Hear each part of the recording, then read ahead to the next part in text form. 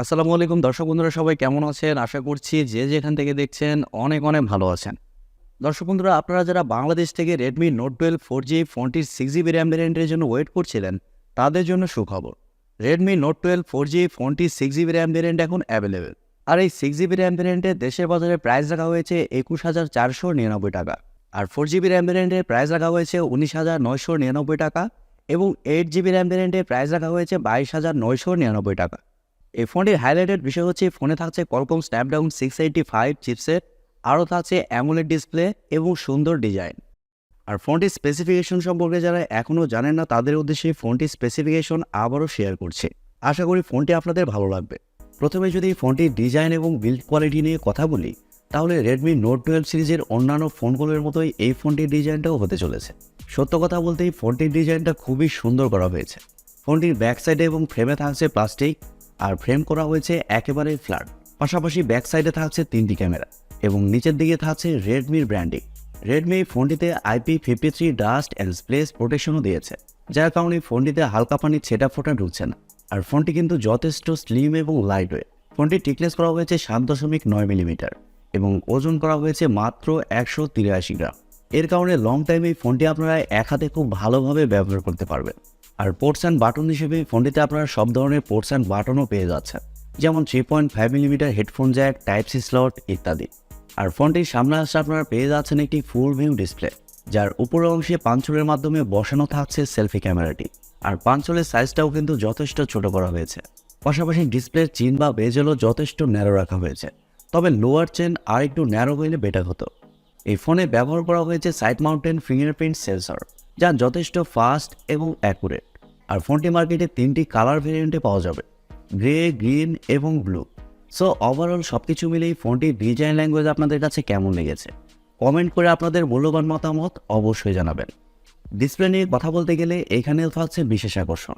এই ফোনে থাকছে 6.67 ইঞ্চির একটি অ্যামোলেড প্যানেল, যা ফুল এইচডি প্লাসের একটি ডিসপ্লে, যার রেজুলেশন হিসেবে থাকছে 1080x2400 পিক্সেল এবং আরও থাকছে 395 ppi ডেন্সিটি। পাশাপাশি ডিসপ্লের প্রোটেকশন হিসেবে থাকছে কর্নিং গরিলা গ্লাস 3।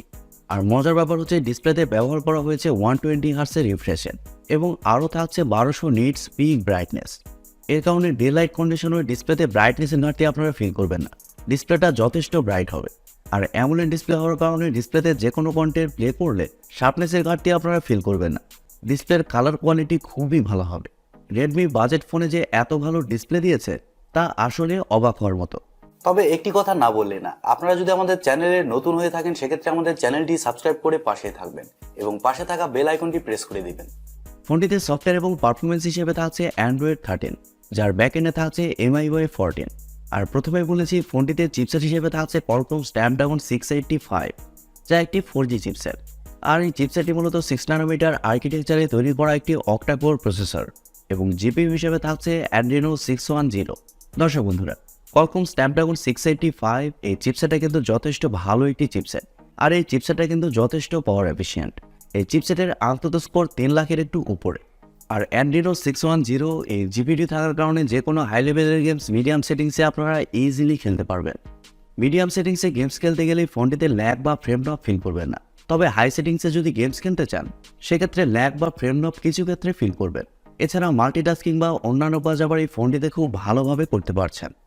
ফোনটির ক্যামেরা সেকশনে কথা বলতে গেলেই ফোনটির ব্যাক সাইডে থাকছে 3টি ক্যামেরা, যার মেইন সেন্সর হিসেবে থাকছে 50 মেগাপিক্সেলের একটি ওয়াইড সেন্সর, যা f1.8 অ্যাপারচার এবং সেকেন্ডে থাকছে 8 মেগাপিক্সেলের একটি আলট্রা ওয়াইড সেন্সর, যার মাধ্যমে আপনারা 120 ডিগ্রি এরিয়া পর্যন্ত কভার করতে পারবেন এবং আরও থাকছে 2 মেগাপিক্সেলের একটি ম্যাক্রো সেন্সর। আর ব্যাক ক্যামেরার ফিচার হিসেবে থাকছে এলইডি ফ্ল্যাশ, HDR, প্যানোরামা। পাশাপাশি ফোনটিতে সেলফি ক্যামেরা হিসেবে থাকছে 13 মেগাপিক্সেলের সেলফি ক্যামেরা। তবে ফোনটির সেলফি ক্যামেরা এবং ব্যাক ক্যামেরা দিয়ে আপনারা শুধুমাত্র 1080p-তে ভিডিও শ্যুট করতে পারছেন, এখানে কিন্তু 4K অপশনটা থাকছে না। আর বাজেট ফোন হিসেবে ফোনে তা থাকবেও না। ফটো কোয়ালিটির কথা বলতে গেলেই ফোনটির ব্যাক ক্যামেরার মেন সেন্সরের ফটো কোয়ালিটি নাকি ভালোই হবে। এবার আসলে আমাদের দেখার পালা বাংলাদেশের ওয়েদারে এই ফোনটির ফটো কোয়ালিটি এবং ভিডিও কোয়ালিটি কতটা বেটার হয়।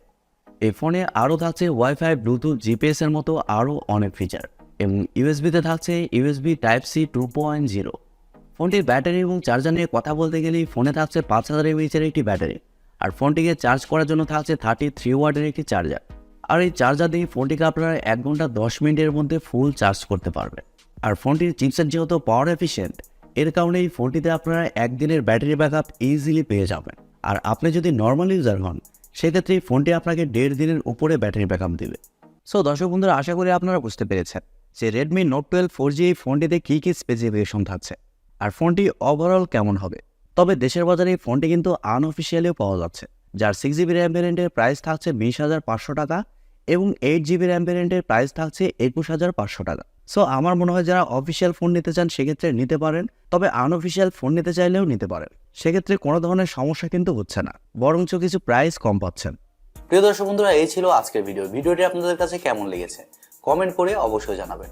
আর ভিডিওটি যদি সত্যিই ভালো লেগে থাকে তাহলে TechTube চ্যানেলটি সাবস্ক্রাইব করবেন এবং ভিডিওতে একটি লাইক দিবেন।